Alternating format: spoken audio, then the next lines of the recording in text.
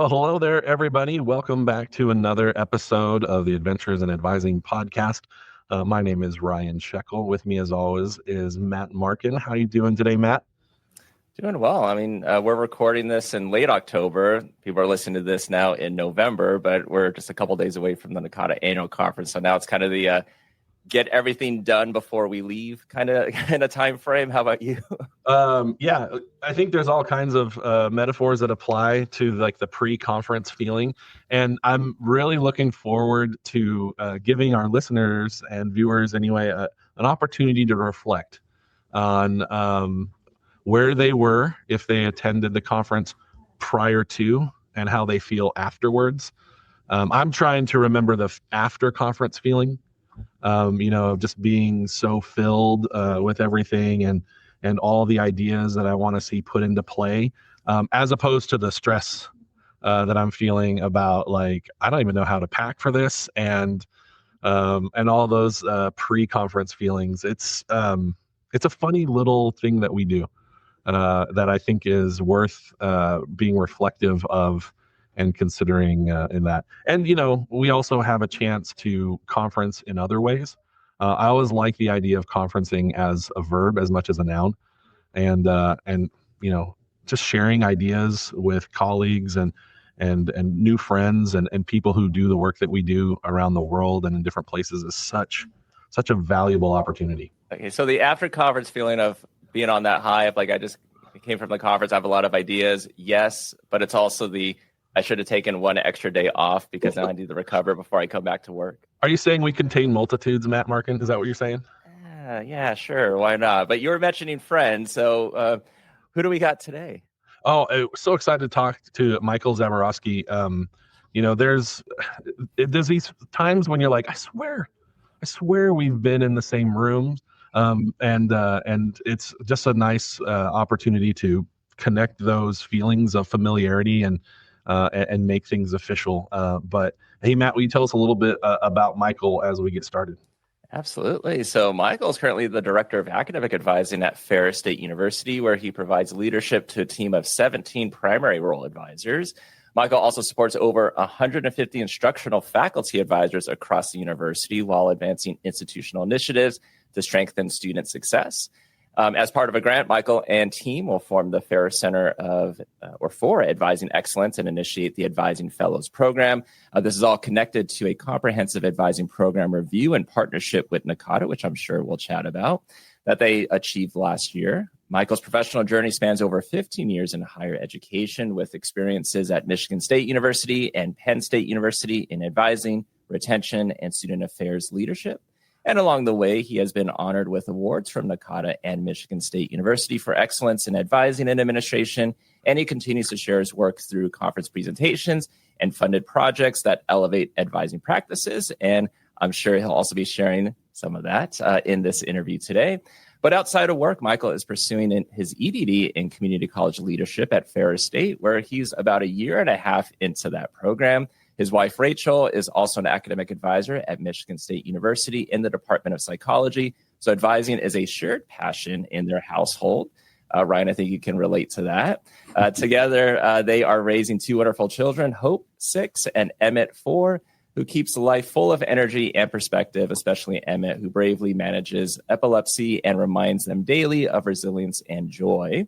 When not focused on advising or doctoral studies, Michael loves spending time with his family and finding opportunities to travel. Recent adventures have taken them to Tennessee, with Disney World on the horizon this winter and hopes of exploring Yellowstone next summer. He's also a huge Star Wars fan, a devotee to Back to the Future movies, and someone who enjoys attending Comic Cons whenever possible. These outlets help him stay grounded, inspired, and connected, qualities that also shape his approach to advising and leadership as well. Michael, welcome. Yeah, welcome, Michael. I've often thought that people might get the idea that the way to get on the podcast is to have an X-Wing in their background. Well, I'll take that. Thank you both so much for having me. I'm so excited to be here. Yeah, well, of course, Matt read your formal bio and so many things to talk about in our conversation today. But what we like asking our guests, especially the first time they're on the podcast, is just to share, their journey in higher education, what essentially is their origin story. So tell us a little bit more about you. Yeah, so I'll take you all the way back to Michael Zaborowski in high school, 2003. I wasn't a well-motivated student when I was in high school. I finished high school with a 2.5. And so my first venture into college was Washtenaw Community College in Ann Arbor. It's a place where I really found myself. I found that higher education was the place for me. I transitioned during that first semester. It was just that opportunity to be excited for something for what my future looked like. And so I got to take courses that I was interested in. But at the same time, I was not somebody who necessarily knew how to navigate the system. And so I often tell students that I was, maybe humble enough during that time to say, okay, I need to seek out support. And so right away, I remember one of the first things I did, not knowing what an academic advisor was, but saying, I need to meet with somebody who can help me look at my courses and kind of navigate that process. And my plan was to transfer to Northern Michigan University. I wanted to get as far away from home, but allow my parents to still pay for in-state tuition. So I spent a little bit of time at Northern, but it was too far, too cold, too much snow, and transferred to Michigan State, which is my undergraduate alma mater and my master's alma mater. And it fell in love with Michigan State from the moment I walked on that campus, and had a great opportunity, had a lot of chances to really succeed while I was at Michigan State. It was a great place to be, to take advantages of so many opportunities. It's one of those things, right? Whether you're in a big institution and have all those opportunities too, or you're in a small institution and you have, direct access to faculty and support services. I'm very much one of those people that buys into, you need to find the place that fits you best. So, I finished my undergraduate at Michigan State. Didn't know what I wanted to do with my life. And I remember sitting down with my academic advisor about 2 or 3 months after finishing my undergraduate and saying, I just don't know where I want my life to go. And I'll give a shout out to Brian Egan, who was my advisor at the time. And we just kept going back and forth. What did you like while you were in college? What did you enjoy? And I had a few opportunities to work with some high school students and talk to them about college, talk to them about the amazing things I was doing. And I explained that to Brian, and, we kind of got to the end of the conversation. I go, well, how do I do what you do? Because I think that's what I want to do. And that led my journey into academic advising. And so I did 2 years of my master's in student affairs at MSU. I was lucky enough to get offered an assistantship during my second year in advising in human development family studies, which became my full-time job afterwards. I spent 3 years in human development family studies and moved over to the College of Education, where I had just an amazing experience. I often say that if I was to go back to the role of an academic advisor, and I hope that I do someday before retirement, that I love working with education students. That's my jam. That's what I love to do. Once I was in my 5th year there, an opportunity came up to apply for the director of student affairs in the College of Nursing. And I threw my hat in, not thinking that I was anywhere near ready for that kind of role, but excited to do so, and got offered that job. I remember someone telling me that they had somebody in mind for that position. I remember my boss at one time telling me, you interviewed the heck out of that day. And I pulled out and got the job. And it was an amazing experience. I learned a lot from that position. Once I got to the end of it, for a number of reasons, it was time for me to leave. I'd had my experience. I had done what I felt like I needed to, and I'd certainly made some mistakes, but I had learned a lot from those mistakes. But what I did is I took what I learned both the good and the bad to this new position at Penn State.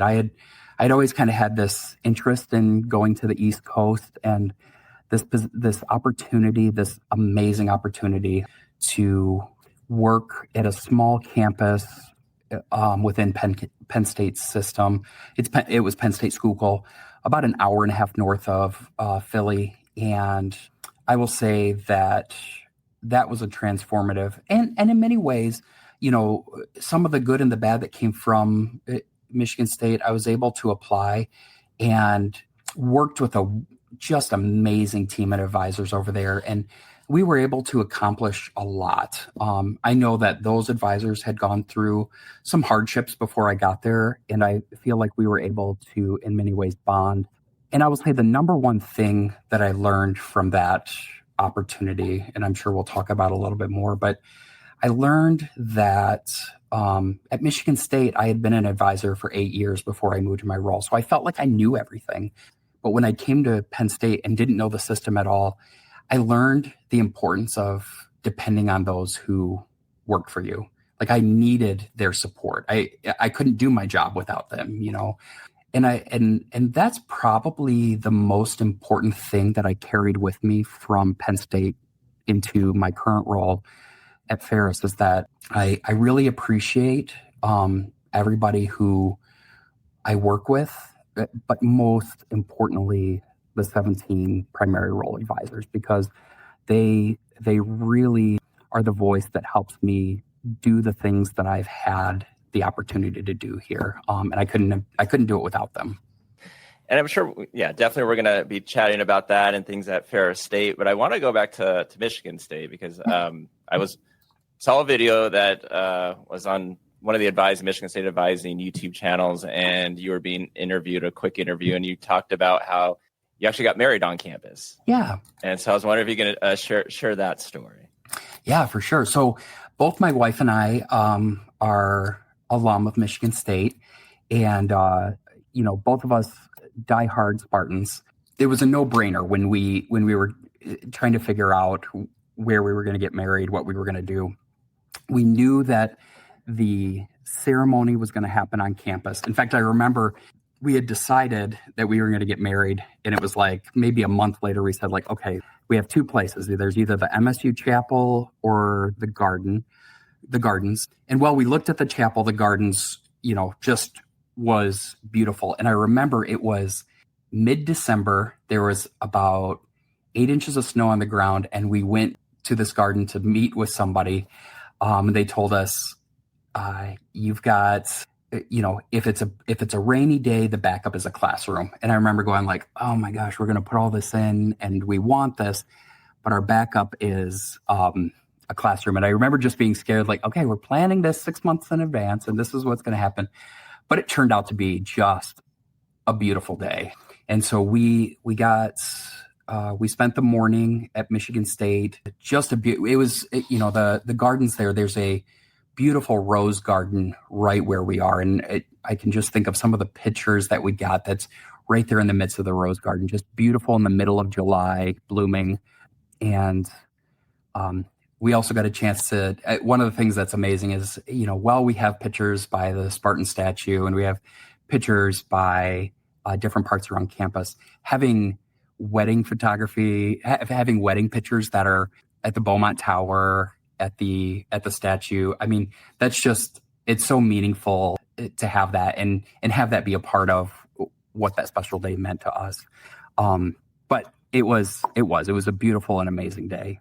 And actually, we're going to talk later about the connection to NACADA and the SEER Institute at the University of Wisconsin. Life finds a way of making things happen. One of my good friends, Lucas Hill, will actually be the consultant we're working with at the University of Wisconsin. He was in my wedding that day. So it's funny how life finds those ways, right? Yeah. When I think about the interconnectedness, I know there's this idea out there of 6 degrees of separation. Mm-hmm. And I recently watched a Veritasium video about that concept and like, how did it come to exist? And it's the people who, have connections outside of the local group, so to speak, who really make that small world feeling happen. And it's one of the things I love about academic advising. My mom grew up in Ypsilanti, a little bit further east of y'all in Michigan, and my whole life I was fascinated with the state, the shape of it, the Upper Peninsula, all that stuff. And just the way community is so geographically oriented. Yeah. How does it work? Two different institutions advising, like, are you constantly comparing notes when you come home, talking about policies and practices, probably some of the negatives as well? What's it like at home during peak advising seasons? Yeah, you know what? I love that we have that relationship with each other, because we're able to bounce ideas off of each other. Or, I had some, because I had spent a good number of years at Michigan State, there are sometimes that my wife is working through something and she'll say, like, hey, when you were in nursing, did you ever experience this, and this, and how did you face it? And on the other side, my wife was an event planner before she decided to go back to grad school for advising. And I actually reached out to her because we're hosting the NACADA, which is the Michigan Academic Advising Association annual conference here at Ferris in May. And so given that experience with my wife, I was like, I'm not good at this, and you are. Will you please be on my planning committee? So she was, we're still working through that with her supervisor, but I have a feeling that she'll be able to join, and that will be those are the ways that we're able to support each other, not just as parents, not as just husband and wife, but as two professionals who do similar work in the same household. Yeah. To kind of transition into maybe more with Ferris State. So, you provide leadership to 17 primary role advisors, but you're also supporting 150 instructional faculty advisors. So how does that all work? If I think of the support that I provide to the primary role advisors, it's that I know that to some extent they know what they're doing. I have 17 amazing advisors who I maintain a really solid relationship with and bounce ideas off of. One of my advisors, Dave Schrock, I love that we have this relationship where he'll come in and just say, like, I'm thinking this. How can we make that happen? And I love that relationship. The one thing that is so important to me, because our faculty do support, if not 50%, just a little bit over 50% of our students on campus. And I pride myself on being able to support the faculty here, but I also acknowledge and respect the realities of being a faculty, mainly because I don't understand them. Like there's one thing, that I often say, like, I know how to be an advisor. I know how to be an advising administrator. I've never been a faculty advisor. So I respect the fact that they have a different reality than I do. I've taken the opportunity and to build personal relationships with the faculty to understand what their experiences look like. So I've met with the chairs, our faculty advisors, and try to, maintain some kind of regular communication with them so that they feel that they understand, what advising looks like at Ferris, but also understanding how I can best support them, in their roles. And beyond that, I try to use, one of the big things that I try to use is make sure that they have data related to advising to help support their role. And so we just recently in November of last year did, the first assessment of advising that included student feedback. So I'm currently in the process of creating a report for each college that will give them some feedback on what are students experiencing, what do students want, and so on and so forth. So that, and using some of that even to help develop professional development that's tailored to what the students' needs are in campus.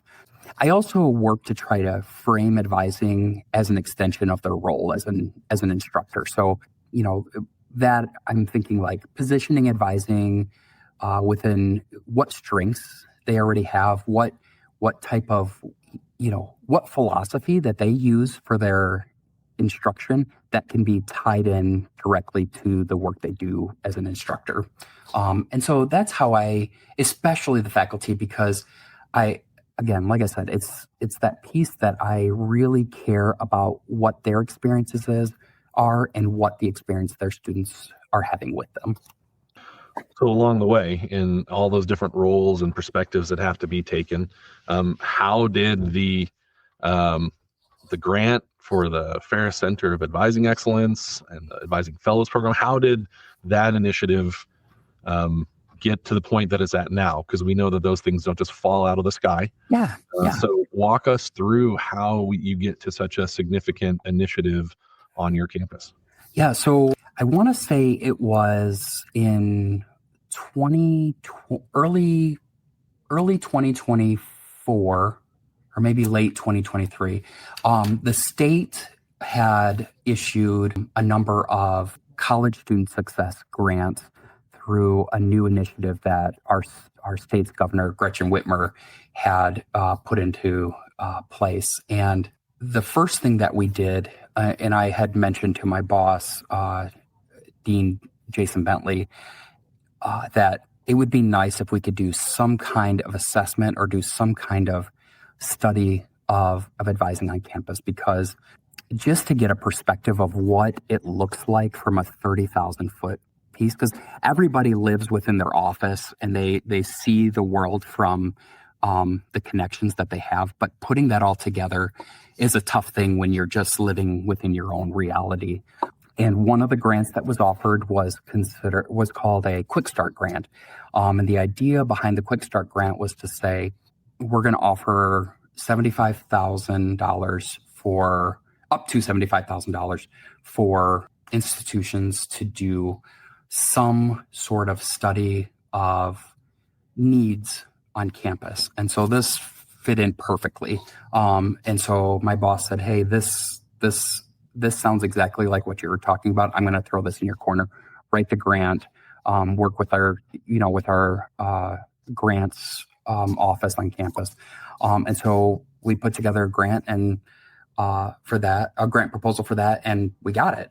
And so that started with in September of 24. So September of 24, 2 consultants from NACADA came in for 2 days and interviewed advisors, faculty, administrators, students, so on and so forth, partners across campus to learn, what did the connections look like? What's the good, the bad, and the ugly of Ferris State advising? And so we, which was a tremendous opportunity. I feel like people were so engaged with that, the advisors especially, but the administrators and the faculty. And one of the things that we found is that the advisors and the faculty felt a certain way and the administration felt a certain way that almost directly aligned, but it felt like there was some kind of tension that was longstanding that got in the way of both of them moving forward. This was a great way to say, hey, the administration supports and appreciates what you're doing. The advisors have a lot of great ideas to enhance what advising looks like. Let's put this together. And then part of that grant fund also supported the outcomes-based assessment that we did in November. We took all that data. NACADA came back in April of this year, went over everything, and kind of gave us a place to move forward. In the midst of all that, we used that data to apply for another one of these state grants called, it's an Accelerate grant. So the idea was to say, now we have all this information that NACADA has given us, and they've given some recommendation. And it was kind of here's a 5-year plan. The Accelerate was the idea to say, like, hey, can we take this 5-year grant with some financial support and get this done in 3 years? And so that's what we're working through now is we received about a little under $500,000 to enhance professional development and onboarding of our advisors, to work towards a cohesive change management process. And that's where the SEER Institute is connected. So they're going to help us look at, okay, all these advisors as of July 1st of 2025 have formally moved under a Department of Advising.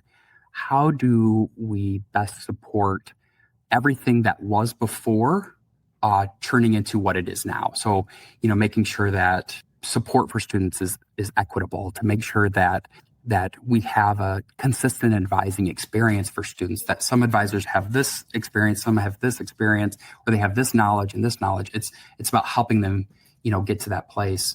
And then finally, to develop a regular assessment plan. And the fellows are a huge part of that. So we talked about the fellows. The funding behind this gives support for both primary role advisors and faculty advisors to work together on giving input on how all of these processes are developed. Because to me, it shouldn't be Michael Zaborowski's plan. It should be the Ferris State Advising plan, and that's what we're working towards. That's really cool. I'm very happy that you actually asked advisors really great ideas, and so I think this is really wonderful that they're kind of connected to this and actually get to contribute. NACADA had posted on Facebook like a couple of months ago, and it was like literally like $500,000, and I was like, "Whoa, what is this?" So with that funding, I mean, I know you're kind of mentioning that it's going to be used over the next few years, next 3 years. Do you kind of already have a plan of how that's going to be utilized over the 3 years and programming, or how that's going to go about? Yeah. So, there's definitely a significant chunk that is really working with NACADA to support the efforts that we're doing. So, connecting with the SEER Institute, connecting with Sean Bridgen, who is just an amazing colleague. And actually, one of the cool things that is coming out of this is the potential to create a change model for academic advising. And so we're looking at like, how can we use this as kind of a pilot for what change management looks like within academic advising. And so there's a great opportunity for us to do some research around this, write some publications, do some presentations. And I am beyond excited about that. Some of the fun, a big chunk of the funds is going to go towards, providing financial support to the fellows so that they feel invested in doing the work, that it's not just another committee or something that they're sitting on, that they really, feel invested in doing the work. Because some of this will require producing videos for the professional development, my big thing is like, I want to create a series of videos so people don't feel like they're having to read something and then read something else and read something else, is that we have a series of 1 to 10 minute videos that people can watch and engage in what they're learning. But also the other thing that I've learned from a lot of faculty is that they just wish that they had a library of things that they can access, so that when it's time to do, for example, a medical withdrawal, that they can go through, like, I haven't done one of these in 3 years. I'll watch the video again and okay, now I know how to do it. I often say it's like, I want high quality YouTube tutorials for our faculty so that they know what they have to do in real time. And so certainly a chunk of that change is going to go to producing those videos. But I'm also, again, in collaboration with Sean and Lucas with the SEER Institute, is because the assessment piece is such a huge piece of this. I've got funds to bring a number of advisors on campus, as well as Sean, Lucas, and I'm hoping to bring our institutional research director to the NACADA Assessment Institute, so that there's a team of us there to say, like, hey, this is what we're doing. This is important to us. We want to utilize the time that we're at the Assessment Institute as best as possible. Yeah, I just want to pause and signpost for our listeners and viewers to kind of recap everything you just talked about. There are going to be some people who might hear this and be like, yeah, there's no way, there's no way that this is going to fit into what we're currently doing or our institutional culture. or whatever. And I think it's worth noting that we're talking about two significant grant support models, the time to pursue the funding, the expertise of people from off of campus, and the commitment to do the change correctly. Some people might not know about the SEER Institute, SEER. There's a process for organizational change. Encourage folks to look into that or whatever. But if you're on a campus or at an institution who is looking at, what can we do to improve? What you're hearing about is what might be considered an idealized model. But it's really encouraging to hear the kind of deliberative, intentional, but also capital-backed approach to getting this done. It's not a quick fix, and I think that the involvement of primary role, but also all roles. I'm kind of curious, Michael, about the Grand Rapids location. You have colleagues there, I'm assuming. What's their involvement in this? Yeah, so we have the Kendall College of Art and Design is downstate. I actually just spent the last 2 days down there. They have a advising days where they incentivize students to meet with their faculty advisors, which was an amazing experience. It's the first chance I had to go down there. But then, we have advisors statewide. Ferris, I would say, probably has, kind of hit this mark of connecting with the community colleges and having success hubs across the state that allows students to connect with Ferris, whether they're in Detroit or Traverse City or the Upper Peninsula or Lansing, which is just, amazing. I remember when I worked at Michigan State and we were working on our RN to BSM program, I remember often going like, man, Ferris has it figured out. Like they've got it. And so it's been nice to be a part of that and have a connection to, our statewide system. So, and again, part of what I'm doing is bringing in our support, not just in our main campus up here in Big Rapids, but also to make sure that we're, to the best of our ability, supporting the differences that exist within what happens at Kendall, because it's a different population of students and what are statewide students, because most of those are non-traditional students and what supporting them looks like, because it's, it's not the same thing as our, high first gen traditional age college students that we see here in Big Rapids. Yeah, and I guess going back to Ryan's point, this is a multi-year thing that's going to be happening. Staff and faculty advisors have their regular jobs. There's going to be involvement across the board for everyone. So I guess for you, how do you feel like you're going to balance the innovation portion of it, like implementing maybe a new framework or something, but with the reality of advisors or staff having maybe some burnout, but also maybe those that might also be resistant to change?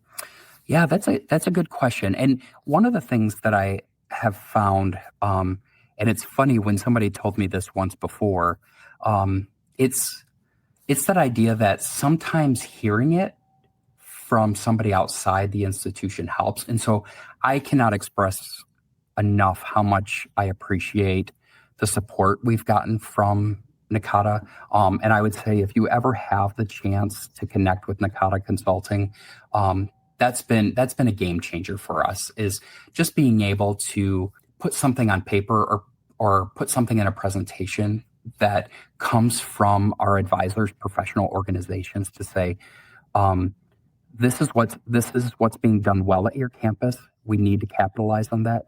But here are some opportunities for growth. And I appreciate the fact that it exists within the 9 conditions of excellence of academic advising, because I don't think anybody could look at that document and say no, those are not the right things for advising. They really are.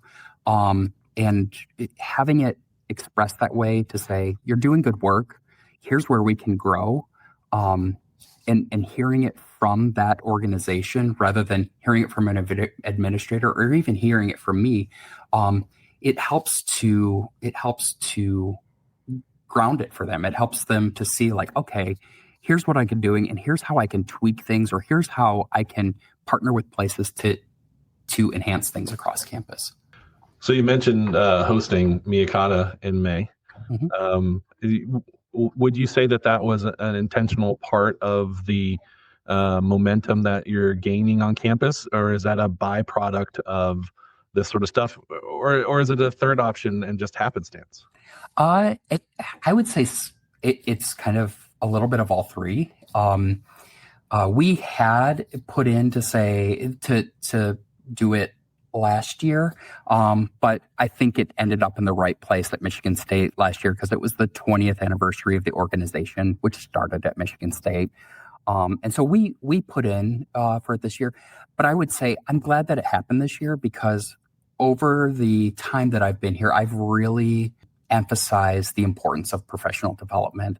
And we have, in the time since I've been here, had a lot of advisors who have decided like, hey, I want to get increasingly involved. And NACADA is a nice place to get that kind of dip your toe into leadership within academic advising. And so we currently, I sit on the board as the communication chair. We have the secretary for the organization is an advisor here. And then we just, one of our treasurer is also a member here or an advisor here. So we've got some great connections. And so I think it's nice because it's just a perfect time to say, like, we're doing this exciting stuff and we can talk about that. We've got an increase of, membership on the board that is involved. And also to help the advisors here get excited about what NACADA is. And I'm hoping that by bringing it here, we can also engage some of our faculty in the organization because it's $20 to join the organization. It's not a big cost for the conference itself. And so it's a nice professional development day while faculty are still here on campus before their 9-month contract ends and they go into the summer. So I'm really hoping that we can engage some faculty as well. Hey, Michael, how's the EDD program going? I mean, you're a year and a half into it. How's your research shaping? I don't know, what you think about community colleges and their role in the larger advising landscape. Yeah, so thanks for asking. So actually, what I am looking at for my dissertation, and you've probably heard me talk a lot about faculty advising, is I'm really interested in how we enhance professional development for our faculty advisors. So what I'm doing is, as part of this overall grant, certainly all of this is connected to a much larger strategic goal for advising on campus. But for my dissertation, I'm specifically looking at how we can advance the professional development of faculty advisors. It's, my role as the director of student affairs in the College of Nursing, I worked with a lot of faculty who were supporting graduate students. And so that was my first kind of touch of like, how do I support faculty who have not formally advised before? When I moved to Penn State, we had 3 primary role advisors, but we had about, 40 faculty advisors. And so I spent a lot of time thinking, like, how do I best support these? And there were a lot of lessons I learned there. And I think if I had spent a little bit more time there, I probably would have put something together a little bit more strategic. But coming here, I think the big part was saying, like, okay, this is a lot. There's a lot of faculty on campus. And so, I said, and they expressed to me very early on, like, there's things I know, there's things I don't know, there's things I wish I knew, and so I've put a lot of emphasis on, okay, how can I support them to learn, navigate and work with our Navigate administrator to put on, different types of professional development. But I think the big part of it is learning, like, here's all the things that we try to do wrong, right? We cannot just put on a in-person professional development and expect the expect the faculty to show up because they have classes at all different times. And so that's what led me to say, like, I like this idea of creating flexible advising experiences and looking at ways that we can incentivize advising professional development. So, what's really nice about Ferris is that advising is a piece of their tenure. And so one of the things I'm looking at is, can I create a certificate, for our faculty and primary role advisors that once they complete a series of modules or complete a series of professional development, to say, like, you have this academic advising certificate. And again, that's kind of where my research exists right now. But I would say, there's as far as doing the EDD program itself, there's days that it's great. There's days that it's quite a hardship. But one of the things that I have to say that I appreciate more than anything is that I have a cohort of people, from across the state and, a couple of people from out of state who are dedicated, higher ed professionals that are committed to the work we're doing, but also committed to supporting each other. So we have a group chat where we just check in with each other regularly. We have, we get together when we're together, whether that's, getting a drink after class or just kind of sharing in our emotions about how things are going. And it's very cathartic. It's great having a cohort, especially during the time that everything that's going on in my life, not just school, but, like work and personal things. Yeah.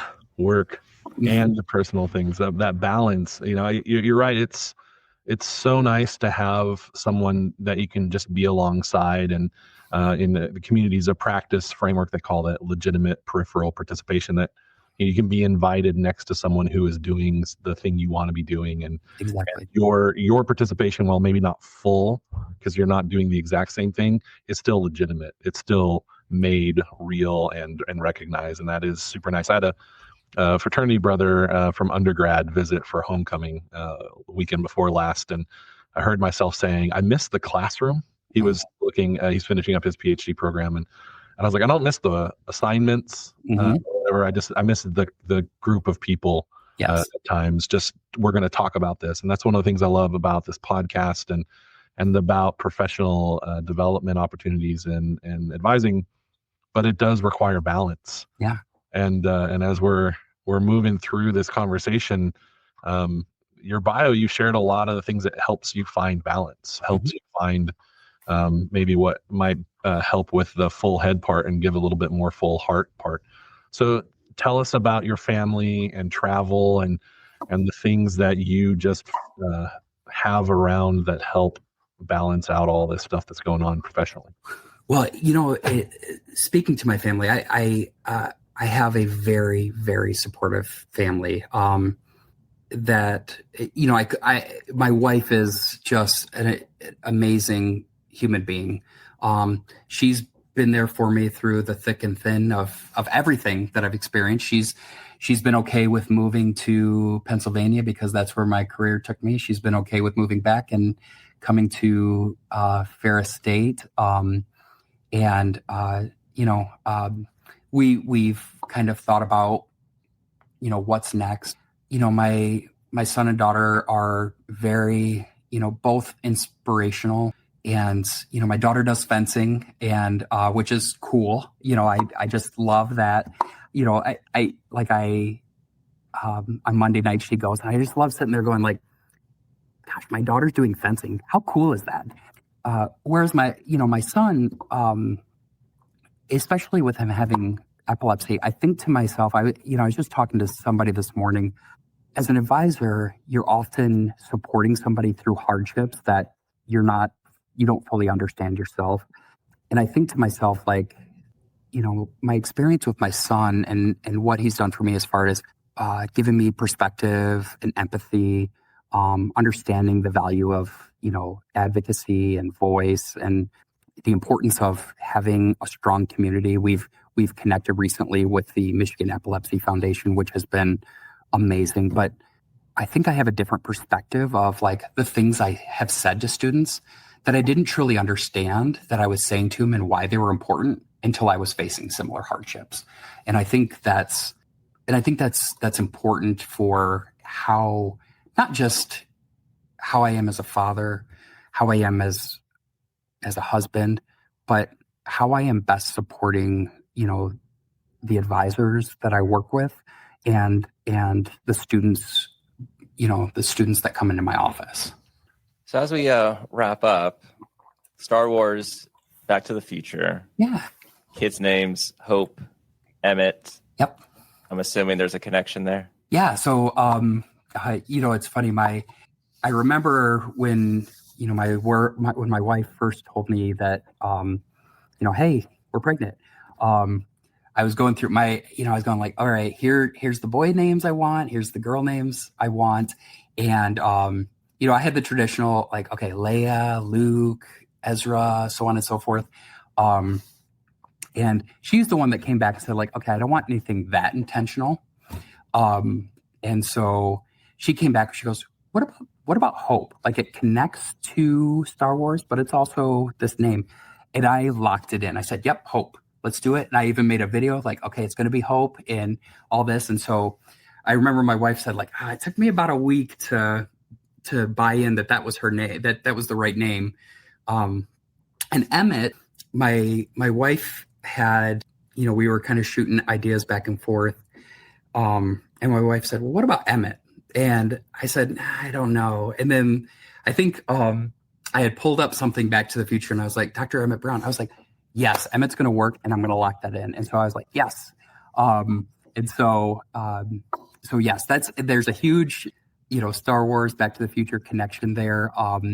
That I've tried to be, not so intentional that it looks like I'm, that super fan, but like also that I can tell this story. Right. And so I have a lot of fun talking about that. And, if you saw my office, unfortunately you can't see the cubes in front of me, but I've got just about everything pop culture from the 80s that you can possibly have. And so I'm a huge fan of pop culture and again, the Comic-Cons and things like that. And even my truck, when I moved back to Michigan, I was like, I'm going to get a vanity plate. So my favorite character in Star Wars is Obi-Wan Kenobi because I feel like he is an advisor at his core. And so my license plate says Obi-Wan. Nice. Yeah. Third Back to the Future movie, where do you rate that of the three? Third Back to the Future, I would say number 2 is my number 1. Number 1 is my number 2, and number 3 is my number 3. I love the Western theme, but like I just love the idea of like what the future would look like from an 80s perspective. Well, Michael Z, as Sean Bridger would call you, thank you so much for being on the podcast today. This was a great conversation, a lot of great information, and always love talking pop culture. Thank you so much. Good talking to you, Michael.